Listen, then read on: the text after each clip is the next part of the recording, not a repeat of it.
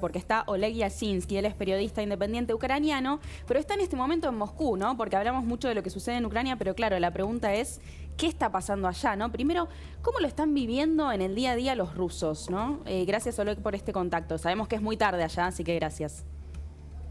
Hola, muchísimas gracias por su interés a lo que pasa en mi país, o más bien en nuestros países, porque para mí todo este territorio sigue siendo mi territorio, mis países, y la Claro. verdad que es muy difícil en dos palabras explicar o describir todo este horror que se vive en Ucrania, pero coincido con los que recién hablaron que para nosotros fue una tremenda sorpresa, estamos realmente impactados. Nunca esta posibilidad estaba en nuestros cálculos cuando analizábamos posibles escenarios. Entendíamos siempre la preocupación rusa, los justos reclamos rusos hacia la OTAN, pero no esperábamos una respuesta tan brutal. Y bueno, Moscú vive una tensa calma ahora. Moscú hace una semana, hace un poco más de una semana, porque la guerra lleva ya como 9 días. Moscú era una ciudad preciosa, absolutamente despreocupada. Yo diría una ciudad como en otro tiempo histórico. Nadie pensaba en la guerra, nadie pensaba en los conflictos armados. Incluso con el tema de COVID, Rusia era de los países más relajados del mundo. En Moscú se vivía una fiesta. Y ahora yo veo en las caras de las personas, en las conversaciones, una tensión, como que algo ha cambiado y todavía todo esto recién empieza. Como describió un amigo, es como cuando estás en la playa y llega el alerta de un tsunami que nació en el fondo del océano, pero los bañistas todavía no quieren salir del agua, pero realmente nadie sabe qué va a suceder. Claro. Y yo diría que la gran mayoría de los rusos, incluso los que siempre han apoyado al gobierno de Putin, no están contentos, no están felices con esta noticia, no están celebrando. Hay una guerra de información, hay mucha propaganda por lado y lado. Ahora el occidente va a satanizar a Rusia con Tuti porque es una excusa perfecta, pero la realidad es mucho más compleja. Yo creo que al mundo entero le faltan los contextos para entender el por qué. Oleg, Aunque no, sí. Oleg, obviamente que lo primero que se pierde en la guerra es la verdad, ¿no? Y hay guerras de información y hay cosas que se dicen de un lado y del otro. Hoy se conoció una imagen que estamos viendo, Agus, de lo que fue un ataque del ejército ruso a civiles que estaban intentando escapar de Ucrania con muertos. Bueno, una situación sumamente dramática. Que obviamente esto intenta mostrar la crueldad de Putin. Esta imagen, Agus, sacudió hoy los medios, por lo menos de este lado del mundo, en uno de los intentos de los civiles por abandonar Ucrania. Ole, ¿estas imágenes llegan allí a los rusos o se difunden? Digo, porque entiendo que muchos medios han sido censurados, BBC, CNN se han retirado también por una ley que planea hasta 15 años de prisión para quienes difundan imágenes falsas. Digo, ¿estas imágenes llegan a Rusia?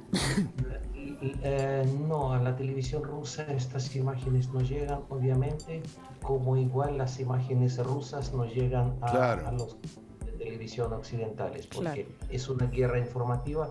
Es muy difícil decir que es cierto, que no. A mí no me consta que han sido los rusos, porque hay mucha gente uniformada. Ucrania armó más de 100.000 voluntarios ahora.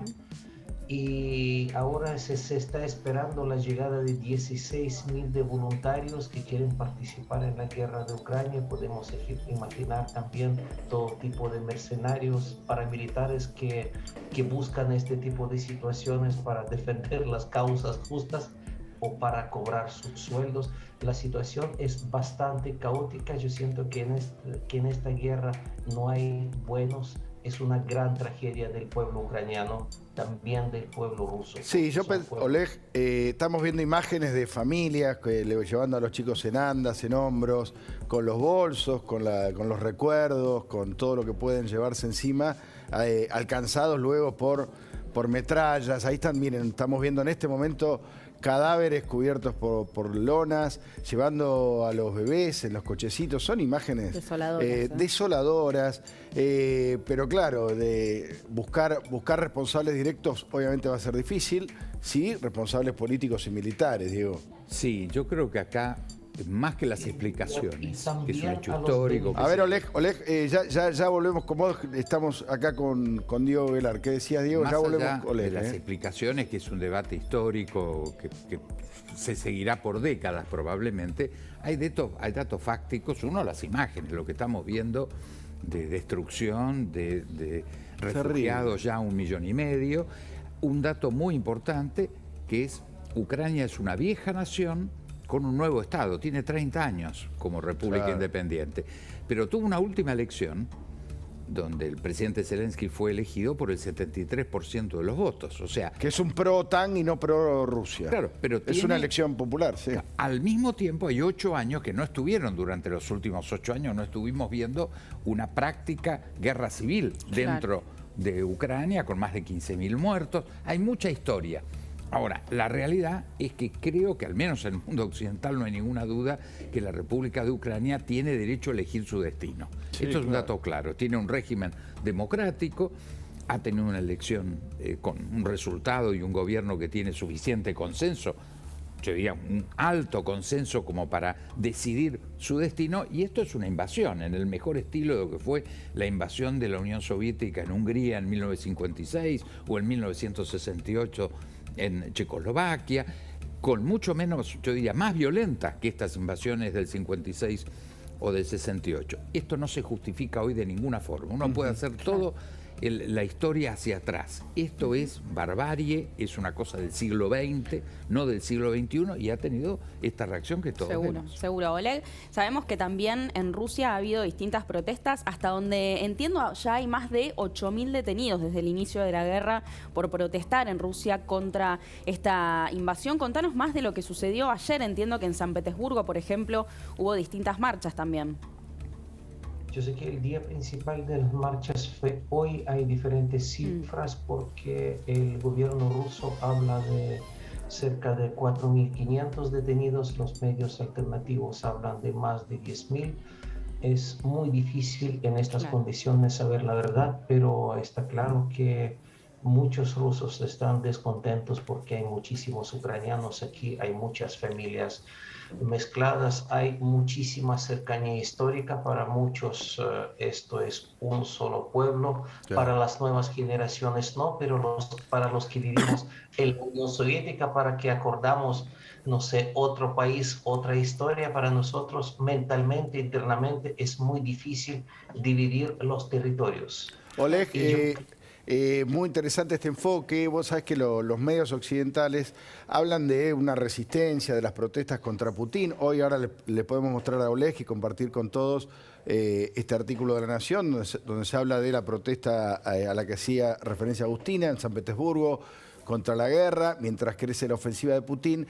Pero un poco lo que se ha venido diciendo en estos tiempos, Mariano, te sumo a vos, es que Putin tiene mucha resistencia en Rusia y que esto lo debilita. Y yo lo escucho a Oleg y me parece que él transmite otra cosa.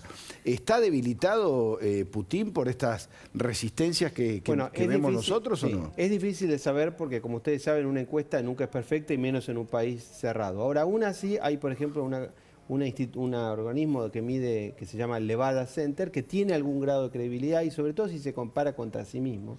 Y a lo largo de los últimos 20 años ha estado haciendo una serie de encuestas.